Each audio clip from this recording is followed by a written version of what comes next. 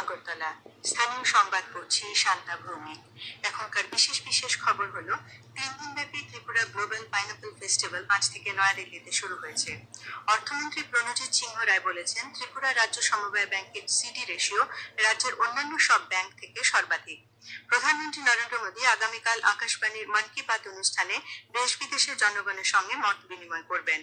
বিশ্বকাপ ফুটবলে গ্রুপ পর্বে 2 মহাতারকা ক্রিস্টিয়ানো রোনাল্ডোর পর্তুগাল এবং লিওনেল মেসির আর্জেন্টিনা শেষ ম্যাচ খেলতে নামছে আজ এবং আগামীকাল। কেন্দ্রীয় ডোনার প্রতিমন্ত্রী ডক্টর সুকান্ত মজুমদার আজ নয়াদিল্লির মেজর ধ্যানচাঁদ ন্যাশনাল স্টেডিয়ামে 3 দিনব্যাপী ত্রিপুরা গ্লোবাল পাইনাপল ফেস্টিভ্যালের উদ্বোধন করেন।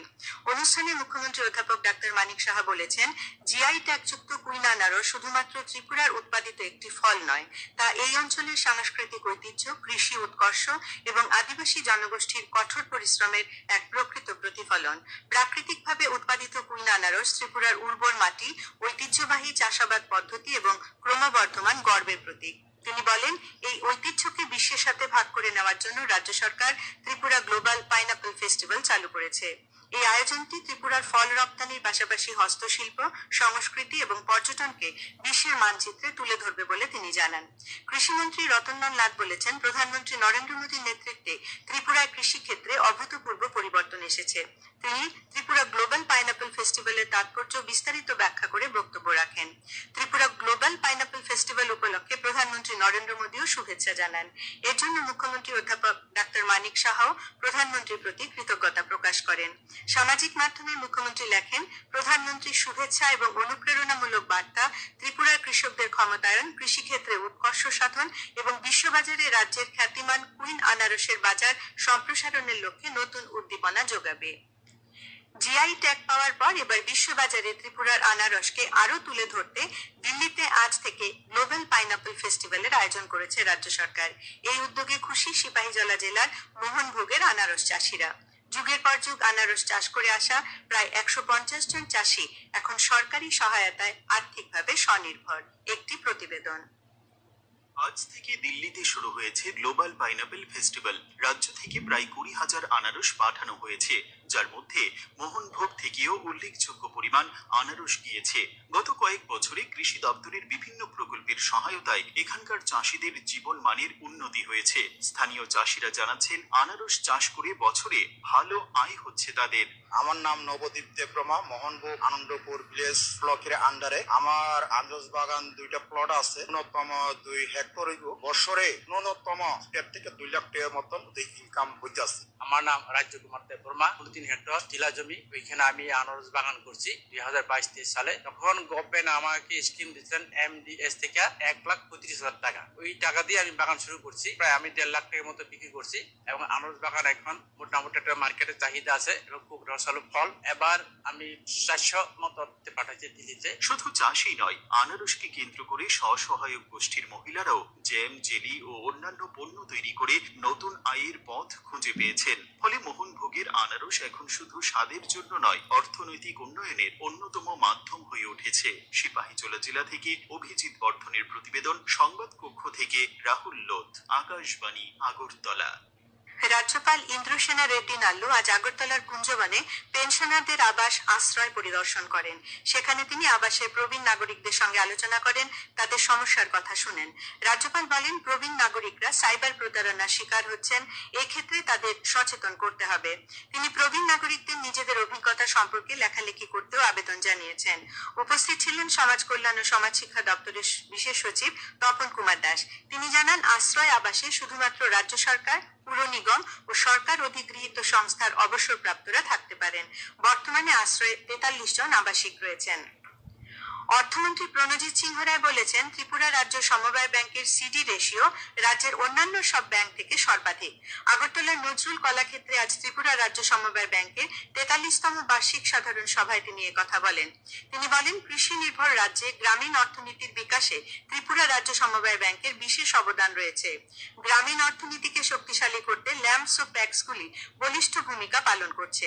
কেন্দ্রীয় সরকার ও রাজ্য সরকার জনকল্যাণে গৃহীত সমস্ত প্রকল্প বাস্তবায়ন বাস্তবায়নে সমবায় ব্যাংক ইতিবাচক ভূমিকা পালন করছে। সমবায় ব্যাংকের লভ্যাংশ থেকে 16,83,000 টাকার ডিভিডেন্ড চেক আজ অর্থমন্ত্রীর হাতে তুলে দেওয়া হয়। অনুষ্ঠানে সমবায় মন্ত্রী শুক্লাচরণ নোয়াতিয়া সমবায় ব্যাংকের সাফল্যের প্রশংসা করেন এবং অনাদায়ী ঋণের টাকা আদায়ে আরও কার্যকরী ভূমিকা নেবার জন্য পরামর্শ দেন। অনুষ্ঠানে সমবায় দপ্তরের সচিব তাপস রায়, নাবার্ডের ত্রিপুরা আঞ্চলিক ম্যানেজার শ্রীমতী তনুশ্রী ভট্টাচার্য ভাষণ দেন। সমবায় ব্যাংকের চেয়ারম্যান নাগাধীরাজ দত্ত 2025-26 অর্থ বছরের জন্য ব্যাংকের বার্ষিক প্রতিবেদন পেশ করেন। স্বাগত ভাষণ দেন ব্যাংকের সমবায় ম্যানেজিং ডিরেক্টর ভজন চন্দ্র রায়। অনুষ্ঠানে অসামান্য সাফল্যের জন্য ব্যাংক কর্মচারী, শ্রেষ্ঠ ল্যাম্পস, শ্রেষ্ঠ প্যাক্সের কর্মকর্তাদেরও পুরস্কৃত করা হয়।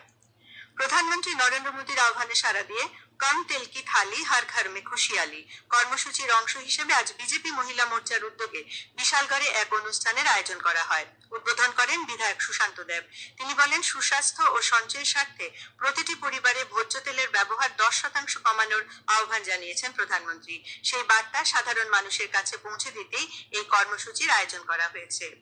অল ত্রিপুরা ব্লাইন্ড অ্যাসোসিয়েশনের উদ্যোগে আজ সংগঠনের কার্যালয়ে হেলেন কেলারের 146তম জন্ম জয়ন্তী উদযাপিত হয়। অনুষ্ঠানে ওএনজিসি ত্রিপুরার পক্ষ থেকে 30 জন দৃষ্টিহীন ব্যক্তিকে স্মার্ট ভিশন চশমা প্রদান করা হয়। অনুষ্ঠানে প্রধান অতিথি হিসেবে উপস্থিত ছিলেন পশ্চিম ত্রিপুরা জেলা শাসক ডক্টর বিশাল কুমার, ওএনজিসির অ্যাসেট ম্যানেজার সঞ্জিত কুমার ঝুঞ্জুয়া সহ সংগঠনের সদস্যরা। এ খবর শুনছেন আকাশবাণীর আগরতলা কেন্দ্র থেকে। আকাশবাণী সংবাদের আপডেট পেতে লগ ইন করুন www.newsonair.com এবং নিউজ অন এআইআর অ্যাপ এবং টুইটার ও ফেসবুক প্ল্যাটফর্মে এআইআর নিউজ অ্যালার্টসে। ইউটিউবে লক্ষ্য করুন নিউজ অন এআইআর অফিসিয়ালে।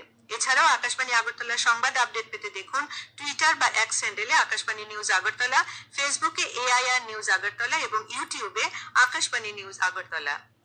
প্রধানমন্ত্রী নরেন্দ্র মোদী আগামীকাল সকাল 11টায় আকাশবাণীর মন কি বাত অনুষ্ঠানে দেশ বিদেশের জনগণের সঙ্গে মত বিনিময় করবেন। এটি হবে মন কি বাতের 135তম পর্ব। এই অনুষ্ঠানটি আকাশবাণী ও দূরদর্শনের সমস্ত নেটওয়ার্ক, আকাশবাণীর সংবাদ ওয়েবসাইট www.newsonair.com ও নিউজ অন এআইআর মোবাইল অ্যাপে শোনা যাবে। অনুষ্ঠানটি আকাশবাণী, ডিডি নিউজ, প্রধানমন্ত্রীর দপ্তর তথা তথ্য ও সম্প্রচার মন্ত্রকের ইউটিউব চ্যানেলেও শুনতে পাওয়া যাবে। অনুষ্ঠানের অব্যবহিত পরেই এর আঞ্চলিক ভাষার অনুবাদ শোনা যাবে। এই আঞ্চলিক ভাষার অনুষ্ঠানটি রাত 8টায় পুনঃপ্রচার করা হবে। ক্রীড়ামন্ত্রী টিঙ্কু রায় আজ কৈলাসহরের শ্রীরামপুরস্থিত স্বামী বিবেকানন্দ ভবনে যুব মোর্চা আয়োজিত অনুষ্ঠানে মাধ্যমিক ও উচ্চ মাধ্যমিক পরীক্ষায় উত্তীর্ণ মেধাবী ছাত্রছাত্রীদের সংবর্ধনা জানান। তিনি তাদের হাতে শংসাপত্র ও স্মারক তুলে দেন। উপস্থিত ছিলেন চণ্ডীপুর পঞ্চায়েত সমিতির চেয়ারপারসন শম্পা দাস পাল, জেলা পরিষদের সদস্য বিমল কর প্রমুখ। কুমারঘাট উচ্চতর মাধ্যমিক বালিকা বিদ্যালয়ে আজ এক অনুষ্ঠানে 139 জন ছাত্রীকে বাইসাইকেল প্রদান করা হয়। উপস্থিত ছিলেন বিধায়ক ভগবান দাস, কুমারঘাট পুর পরিষদের চেয়ারপারসন বিশ্বজিৎ দাস প্রমুখ। আগামী শিক্ষাবর্ষ থেকে উদয়পুরের চন্দ্রপুরে আয়ুষ হাসপাতালে অস্থায়ীভাবে আয়ুর্বেদিক কলেজ ও হাসপাতালের পঠন পাঠন শুরু হবে। আগামী 2 বছরের মধ্যে উদয়পুরের টেপানিয়াতে স্থায়ীভাবে আয়ুর্বেদিক কলেজের পরিকাঠামো গড়ে তোলা হবে। স্বাস্থ্য সচিব কিরণ গিত্তে আজ কলেজটির জন্য প্রস্তাবিত জমি পরিদর্শনে গিয়ে জানান, আয়ুর্বেদিক কলেজ নির্মাণের জন্য 70 কোটি টাকা বরাদ্দ হয়েছে। বিশ্বকাপ ফুটবলে গ্রুপ জির 2টি ম্যাচে বেলজিয়াম 5-1 গোলে নিউজিল্যান্ডকে হারিয়ে গ্রুপ শীর্ষস্থান নিয়ে নকআউটে প্রবেশ করল। অন্য ম্যাচে মিশর ও ইরান 1-1 গোলে ড্র করায় মিশর নকআউটে সরাসরি পৌঁছে গেল। ইরানকে অপেক্ষা করতে হবে বাকি গ্রুপগুলির শেষ ম্যাচ পর্যন্ত। আজ রাত এবং আগামীকাল সকালে গ্রুপ পর্বের ম্যাচ শেষ হয়ে যাচ্ছে। ভারতীয় সময় রাত 2:30টায় গ্রুপ এল এর শেষ 2টি ম্যাচে মুখোমুখি হবে ইংল্যান্ড ও পানামা এবং ক্রোয়েশিয়া ও ঘানা। পানামা বাদে বাকি 3টি দেশের রাউন্ড অফ 32-এ যাওয়ার সম্ভাবনা রয়েছে। আগামীকাল ভোর 5টায় রয়েছে গ্রুপ কে ম্যাচ 2টি। ক্রিস্টিয়ানো রোনাল্ডোর পর্তুগাল মুখোমুখি হবে কলম্বিয়ার এবং কঙ্গো প্রজাতন্ত্র খেলবে উজবেকিস্তানের বিরুদ্ধে।